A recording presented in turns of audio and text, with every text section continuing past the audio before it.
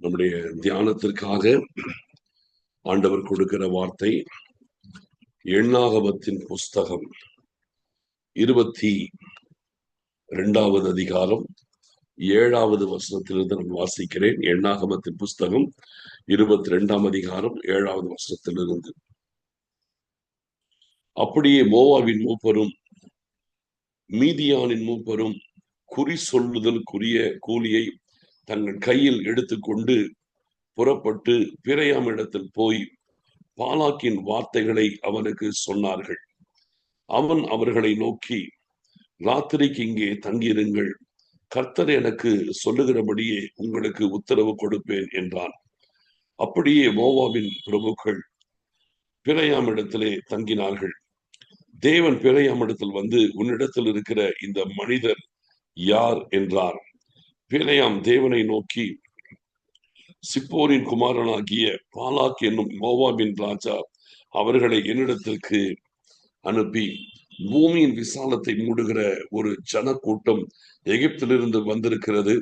ஆகையால் நீர் வந்து எனக்காக அவர்களை சபிக்க வேண்டும்.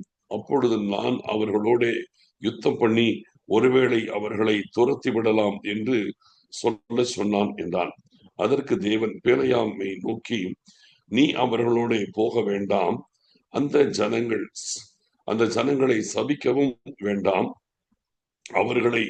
அவர்கள் ஆசீர்வதிக்கப்பட்டவர்கள் என்றார். இங்கே பார்க்கும் பொழுது ஆண்டவராகிய கர்த்தர் பிலேயாம் என்கிற தீர்க்கதரிசியின் இடத்துல கர்த்தர் இடைப்படுகிறதை பார்க்க முடிகிறது. இந்த பிலேயாமுடைய ஒரு விசேஷம் என்னன்னா, அவன் வாயிலிருந்து வருகிற வார்த்தைகள் அப்படி நிறைவேறுகிறது. அவன் ஒருவரை ஆசீர்வதித்தால் அவர்கள் ஆசீர்வதிக்கப்படுகிறார்கள், அவன் ஒருவரை சபித்தால் சபிக்கப்படுகிறார்கள். அந்த நாட்களிலே இஸ்ரவேல் ஜனங்கள் எகிப்தை விட்டு புறப்பட்டு கானானுக்கு நேராய் வருகிறார்கள். அவர்கள் மோவாப் தேசத்தை கடந்து போகிறார்கள். அப்படி கடந்து போகிறதான நேரத்தில் மோவாபிய ராஜா அவர்களுக்கு பயப்படுகிறார். எகிப்திலிருந்து வருகிற இவர்கள் நம்மை மேற்கொண்டு விடுவார்கள் என்று அவர்களை அழிப்பதற்கு அவன் பிரயாசப்படுகிறான். ஆனால் அவர்களை அழிப்பதற்கு தன்னால் முடியாது என்பது அவனுக்கு நல்லாவே தெரியுது. அதனாலே அவன் பிலேயாமை அழைத்து அந்த ஜனங்களை சபித்து விட்டால் அதன் நிமித்தம் அவர்களை சுலபமாய் யுத்தத்தில் ஜெயித்து விடலாம் என்கிற ஒரு எண்ணத்தோடு ஆட்களை அனுப்புகிறான். அனுப்பி அதற்கான கூலியை கொடுத்து அவன் அனுப்புகிறான். அப்பொழுது ஆண்டவர் கேட்கிறார், யார் என்று கேட்கிறார். வந்து தங்கி இருக்கிறாங்களே யார்? இவங்க இந்த மாதிரி மோவாபிய ராஜாவின் இடத்துல வந்தவர்கள். ஆண்டவர் சொல்லிட்டார், நீ போக வேண்டாம், அந்த ஜனங்களை சபிக்க வேண்டாம், அவர்கள் ஆசீர்வதிக்கப்பட்டவர்கள் என்று சொல்லிவிட்டார். இப்பொழுது அதற்கு பிறகு ஆண்டவர் சொன்னதை பிலேயாம் அந்த ஜனங்களுக்கு, அந்த வந்த பிரதானிகளுக்கு சொல்லுகிறார். எல்லாத்தையும் படிக்க டைம் இல்லை, இப்ப நான் சுருக்கமா சொல்றேன். 17ஆம் வசனத்தில் வாசிக்கிறேன். 16வது வசனத்தில் வாசிக்கிறேன். அவர்கள் பிலேயாம் இடத்தில் போய் அவனை நோக்கி, சிப்போரின் குமாரனாகிய பாலாக் எங்களை அனுப்பி, நீர் என்னிடத்தில் வருகிறதற்கு தடை பண்ண வேண்டாம், உம்மை மிகவும் கனம் பண்ணுவேன், நீர் சொல்வதையெல்லாம் செய்வேன், நீர் வந்து எனக்காக அந்த ஜனங்களை சபிக்க வேண்டும் என்று சொல்ல சொன்னான் என்றார்கள். இப்ப வேற பிரதானிகளை அனுப்பி அவர் கேட்கிறான் என்றார்கள். பிலேயாம் பாலாக்கின் ஊழியக்காரருக்கு பிரதியுத்தரமாக, பாலாக் எனக்கு தன் வீடு நிறைய வெள்ளியும் பொன்னும் தந்தாலும், சிறிய காரியமானாலும் பெரிய காரியமானாலும் செய்யும் பொருட்டு நான் தேவனாகிய கர்த்தரின் கட்டளையை நான் மீறக்கூடாது. ஆகிலும் கர்த்தர் இனிமேல் எனக்கு என்ன சொல்லுவார் என்பதை நான் அறியும்படிக்கு நீங்களும் இந்த ராத்திரியிலே இங்கே தங்கியிருங்கள் என்றான். இப்ப முதல்ல வந்ததான பிரதானிகள் அவங்கள பார்த்து சொல்லிட்டான், கர்த்தர் என்னை போக வேணாம்னு சொல்லிட்டாரு, அனுமதி கொடுக்கவில்லை என்று சொல்லி அனுப்பி விடுகிறான். இப்பொழுது பாலாக் பார்க்கிறான், இன்னும் வேற பிரதானிகளை அனுப்புகிறான். அந்த பிரதானிகள் வந்து, உனக்கு எவ்வளவு வேணாலும் தரோம், நீ கேட்கறதையெல்லாம் தரோம். அவங்க பெரிய அளவுக்கு ஆஃபர் கொடுக்குறாங்க.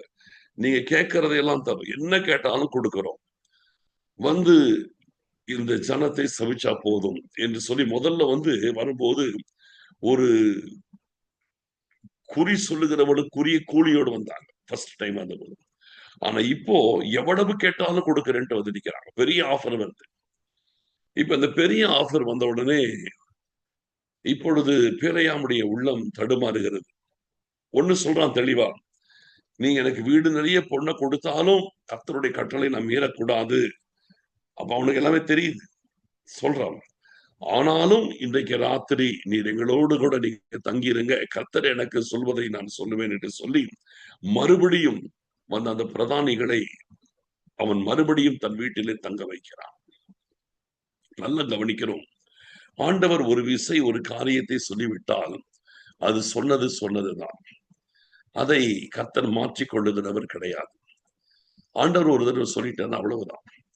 அப்படி இருக்கும்போது இந்த பேலையாமுடைய எண்ணம் பாருங்க, பணம் அவனுக்கு அதிகமாய் கிடைக்கிறது, அதிகமான வெகுமதி கிடைக்கிறது என்பதை அவன் நினைக்கும் போது அவனுடைய உள்ளம் தடுமாறி, ஏற்கனவே ஆண்டவர் சொன்னதை அவனுக்கு நல்லா தெளிவா தெரியுது. ஆண்டவருடைய வார்த்தைகளை மீறக்கூடாது என்பதும் எனக்கு தெளிவா தெரியுது. அத்தனையும் தெரிந்தும் கூட இப்பொழுது இன்னொரு விசை அவர்கள் தங்கியிருக்கும்படி சொல்லிவிட்டு அவர்களுக்காக இன்னொரு தடவை கர்த்தரிடத்தில் விசாரிக்கிறேன் என்று சொல்லுகிறார். என்னைக்குமே சொல்றேன், நமக்கு கர்த்தர் ஒரு தடவை சொன்னது சொன்னதுதான். அந்த ஒரு தடவை சொன்னதை அப்படியே நம்ம எடுத்துக்கொள்ளணும், அவ்வளவுதான். இதுக்கு பிறகு நம்ம இஷ்டத்துக்கு ஆண்டவருடைய வார்த்தையை மாற்ற முடியாது. ஆண்டவருடைய வார்த்தையை நம்ம இஷ்டத்துக்கு அதை திருப்ப முடியாது. ஆண்டவர் ஒரு தடவை சொன்னா சொன்னதுதான். அதை அப்புறம் மாற்றிக் கொள்ளுகிறவர் கிடையாது. இப்ப நமக்கு ஒரு தடவை பைபிள் எழுதி கொடுத்திருக்கிறார் இல்லைங்களா, அதான் ஃபைனல். ஆண்டவர் வேதத்தில் என்ன எழுதி கொடுத்திருக்கிறார் அதான் ஃபைனல். ஒரு தடவை கொடுத்துட்டாரு. இதுக்கு பிறகு நம்ம இஷ்டத்துக்கு இதுல நம்முடைய வசதிக்கு ஏத்த மாதிரி தேவனுடைய வார்த்தைகளை மாற்றிவிட முடியாது. நம்முடைய வசதிக்கு ஏற்ற மாதிரி தேவனுடைய வசனத்தை மாற்ற முடியாது. அது சாபத்திற்குள் நம்மை கொண்டு போகும். அந்த காரியத்தை பினாயம் செய்ய நினைக்கும் போது அவனுடைய வாழ்க்கை பாத்தீங்கன்னா கடைசியில அவனுடைய வாழ்க்கை மிக மோசமாய் போய் முடிகிறது. இதை எண்ணாகமத்தின் புஸ்தகம் 31ஆம் அதிகாரம் 8ஆம் வசனத்துல பாத்தீங்கன்னா, அந்த பிணையாமை இஸ்ரவேல் ஜனங்கள் பட்டய கருக்கினால் வெட்டி போட்டார்கள்னு வரும். அவன் வெட்டி கொல்லப்படுவார் இந்த தீர்க்கதரிசி கடைசியில. காரணம் பண ஆசைக்கு விழுந்து தேவனுடைய வார்த்தைகளை புரட்ட பிரயாசப்படுகிறதான ஒரு நபராய் மாறி அந்த பண ஆசை நிமித்தம் அவனுடைய வாழ்க்கை பரிதாபமான முடிவை சந்திக்கிறது. என்னைக்குமே ஆண்டவர் ஒரு காரியத்தை ஒரு தடவை சொன்னா அதை தான் ஃபைனல் நம்ம ஏத்துக்கணும். அதுக்கு பிறகு அதற்கு மாற்று காரியத்தை நம்ம சிந்திக்க கூடாது. ஆண்டவர் நமக்காக இதை கொஞ்சம் மாத்திக்குவாரா, நமக்காக கொஞ்சம் ரிலாக்ஸ் பண்ணுவாரா, நமக்காக கொஞ்சம் இந்த காரியத்துல எல்லாம் கர்த்தர் மாற்றி நமக்கு விட்டு கொடுப்பாரா அப்படிலாம் எதிர்பார்க்கவே முடியாது. கர்த்தருடைய வார்த்தை ஃபைனல். உங்க சூழ்நிலை எதுவானாலும் சரி, உங்க காரியம் எதுவானாலும் சரி, நம்ம இஷ்டத்துக்காக தேவனுடைய வார்த்தையை நம்ம மாற்ற முடியாது. நம்ம இஷ்டத்துக்கு நம்முடைய காரியங்களை எல்லாம் நம்ம திருப்ப முடியாது. ஆண்டவருடைய வார்த்தை ஒரு தடவை சொன்னா சொன்னதுதான். அந்த ஒரு தடவை சொன்னதுதான் ஃபைனல், ஃபர்ஸ்ட் அண்ட் லாஸ்ட். சொல்றேன், ஃபர்ஸ்ட் அண்ட் லாஸ்டா சொல்றேன் அப்படின்னு சொல்றோம் இல்லையா, அது போலதான். ஆண்டவர் ஒண்ணு சொல்லிட்டாருன்னா ஃபர்ஸ்ட் அண்ட் லாஸ்ட் அதுதான். அதுக்கு பிறகு அதற்கு மாற்று வார்த்தைகளை நம்ம ஒருபோதும் நம்ம தேடக்கூடாது. அது வராது. முதல்ல நமக்கு நல்லா தெரிந்து விடணும். அதனால இன்னைக்கு நம்முடைய வாழ்க்கையில என்னைக்குமே ஒரு காரியத்தை நீங்கள் மனதில் வைக்கணும். தேவனுடைய வார்த்தை ஒன்றை நீங்க படிக்கிறீங்கன்னா அதை தவிர நீங்க வேற ஒண்ணுமே நம்ம யோசிக்க கூடாது. ஆண்டவருடைய வார்த்தை என்ன சொல்லுதோ அதை அப்படியே அக்செப்ட் பண்ணிக்கணும். அதை திருத்தவோ மாற்றவோ நம்முடைய வசதிக்கு ஏற்ற விதத்திலே அதை நம்ம பயன்படுத்தி கொள்ளவோ நமக்கு ஒருபோதும் அனுமதி கிடையாது. அப்படி நம்ம செய்ய நினைச்சோம்னா அது நமக்கு பிரச்சனையாய் போய் முடியும். இன்னைக்கு நிறைய பேருடைய வாழ்க்கையில பாத்தீங்கன்னா ஆண்டவருடைய வார்த்தை உள்ளதை உள்ளபடி சொல்லாமல் இருக்கிறது எவ்வளவு பெரிய ஒரு அபத்தமான காரியம். கடைசி நாட்களிலே பாத்தீங்கன்னா இது ஒரு மிகப்பெரிய ஒரு ஆபத்து ஆவிக்குரிய உலகத்தில் இருக்கிறது. நான் நிறைய பிரசங்கியாருடைய பிரசங்கத்தை கவனிச்சு பார்த்தா ஒன்னே ஒண்ணு தெரியுது. என்னன்னு கேட்டீங்கன்னா, இதுல நம்முடைய லைஃப்ல பைபிள் ரெண்டு காரியம் இருக்கும் பொதுவா. ஒண்ணு என்னன்னா, ஆண்டவர் நமக்கு செய்கிறது. இரண்டாவது, நாம் அவருக்கு முன்பாக எப்படி இருக்கணும்ன்றது இரண்டாவது. ஒண்ணு ஆண்டவருடைய செயல்பாடு, இன்னொன்னு நம்முடைய செயல்பாடு. பைபிள் இது ரெண்டுமே வரும். இப்போ ஒரு கூட்ட பிரசங்கியார், ஒரு கூட்ட ஜனங்கள் என்ன செய்யறன்னு கேட்டீங்கன்னா, ஆண்டவர் செய்ததை மாத்திரமே தேடுகிறார்கள். இன்னைக்கு நிறைய பேர் பைபிள்ல வாக்கு தத்தங்களை தேடுறாங்க இல்லையா. அந்த வாக்குத்தத்தங்களை தேடுறவங்க எல்லாம் எதை செய்யறாங்கன்னு கேட்டீங்கன்னா, ஆண்டவர் தங்களுக்கு என்ன செய்ய நினைக்கிறார், என்ன சொல்றார், அவர் என்ன கொடுக்கிறேன்னு சொல்றார், அதை மட்டுமே தேடுறாங்க. ஆனா அதற்கு நம்ம என்ன செய்யணுங்கிறத தேடுறது கிடையாது. நம்ம எப்படி இருக்கணுங்கிறது தேடுறது கிடையாது. அதற்கு நம்முடைய வாழ்க்கை எப்படி இருக்கணும்ன்றது யோசிக்கிறது கிடையாது. ஒன் சைடடா பைபிளை பார்க்கிறது. அவர் நமக்கு செய்யறத மாத்திரம் இல்ல. அவர் நமக்கு செய்யறது சொன்னது கண்டிப்பா நடக்கும். அதுக்கு நான் என்ன செய்யணும், நான் எப்படி இருக்கணும், நான் என்னுடைய வாழ்க்கை எப்படி மாற்றிக்கொள்ளணும், நான் என்னுடைய வாழ்க்கையை எப்படி திருத்திக் கொள்ளணும், இதைதான் பார்க்கணும். நம்முடைய வசதிக்கேற்ற விதத்துல தேவனுடைய வார்த்தையை திருத்த முடியாது. நம்முடைய வாழ்க்கையை தான் வசனத்துக்கு ஏற்றபடி திருத்த வேண்டும். நம்முடைய வாழ்க்கையை நம்ம மாற்றிக்கொள்ளணுமே தவிர தேவனுடைய வார்த்தையை ஒருபோதும் மாற்ற முடியாது. வானமும் பூமியும் ஒழிந்து போனாலும் என் வார்த்தைகள் ஒழிந்து போவது இல்லைங்கிறார் ஆண்டவர். பொய் சொல்வதற்கு தேவன் மனிதன் அல்ல, மனமாறுவதற்கு அவர் மனுபுத்திரனும் அல்ல என்று வேதம் சொல்லுகிறது. அதனால நம்முடைய வாழ்க்கையிலே தேவனுடைய வார்த்தையை நீங்க பிடித்துக் கொள்ளுங்கள். அந்த வசனம் நமக்கு என்ன சொல்லுகிறதோ அந்த நிபந்தனைகளை நிறைவேற்றுவதில் கவனமாயிருங்க. உங்களுக்கு அதற்குரிய ஆசீர்வாதம் தானாய் தேடி வரும். புரிதலா? அதற்காக ஆண்டவருடைய காரியத்தில் என்னைக்குமே காம்ப்ரமைசிங்கே கிடையாது. காம்ப்ரமைசிங்கே கிடையாது. நமக்கு ஏற்ற விதத்தில் எதையுமே மாற்ற முடியாது. வெளிப்படுத்தின விசேஷ புஸ்தகத்தை பத்தி இப்ப சொல்லும் போது ஆண்டவர் சொல்றாரு, இந்த புஸ்தகத்தில் எழுதப்பட்ட தீர்க்க தரிசனங்களை வாசிக்கிறவர்களும் கேட்கிறவர்களும் கை கொடுக்கிறவர்களும் பாக்கியவான்கள் என்று அந்த புஸ்தகத்தில் ஆரம்பத்திலே பார்க்கிறோம். அப்ப அந்த புத்தகத்துல பாருங்க, வாசிக்கிறவன் பாக்கியவான், கேட்கிறவன் பாக்கியவான், கை கொடுக்கிறவன் பாக்கியவான். அந்த புத்தகத்தை முடிக்கும் போது எப்படி சொல்வார்னா, இந்த தீர்க்க தரிசன புஸ்தகத்திலே ஒரு வசனத்தை கூட்டுகிறவனும் சரி, அவன் சபிக்கப்பட்டவன், அதிலிருந்து ஒன்றை எடுக்கிறவனும் சபிக்கப்பட்டவன். அப்போ இந்த வெளிப்படுத்தின விசேஷ புஸ்தகம் கடைசி சொல்றாரு, வேத வசனத்தோடு ஒன்னை கூட்டினாலும் சாபம், அதை குறைச்சாலும் சாபம், உள்ளதை உள்ளபடி அப்படியே ஏற்றுக்கொள்ளணுங்கிறார். தேவனுடைய வார்த்தை ஒரு பக்கம் நமக்கு ஆசீர்வாதம் உள்ளது என்று வேதம் சொல்லுகிறது. இதை வாசிக்கிறவர்கள் கேட்கிறவர்கள் கை கொடுக்கிறவர்கள் பாக்கியவான்கள் என்று சொல்லுகிறது. அதே தேவனுடைய வார்த்தையை கூட்டினாலோ குறைத்தாலோ அது நமக்கு சாபம் என்று சொல்லுகிறது. பாத்தீங்களா?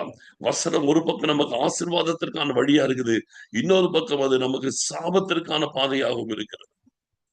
அதை நம்ம எப்படி எடுத்துக்கொள்ளுகிறோமோ அதை வைத்துதான் தேவனுடைய வார்த்தைகளை உள்ளதை உள்ளபடி நம்ம எடுத்துக்கிட்டோம்னா அது உங்களுக்கு ஆசீர்வாதம். அந்த வார்த்தைகளை புரட்ட நினைத்தால் அதுவே சாபமாக மாறிவிடும். என்னைக்குமே நம்முடைய லைஃப்ல நம்ம கேர்ஃபுல்லா இருக்கணும். வசனத்தை என்னைக்குமே நீங்கள் உங்கள் வாழ்க்கையிலே மாற்ற நினைக்க கூடாது. வசனங்களை என்னைக்குமே உங்கள் வாழ்க்கையிலே நம்முடைய வசதிக்கு ஏற்ற விதத்தை நம்ம எடுத்துக்கொள்ள நினைக்க கூடாது. என் சூழ்நிலை இப்படி, அதனால நான் இப்படி இருக்கிறேன், கிடையவே கிடையாது. சூழ்நிலை எதுவானாலும் சரி, அதற்காக தேவனுடைய வார்த்தை மாறாது.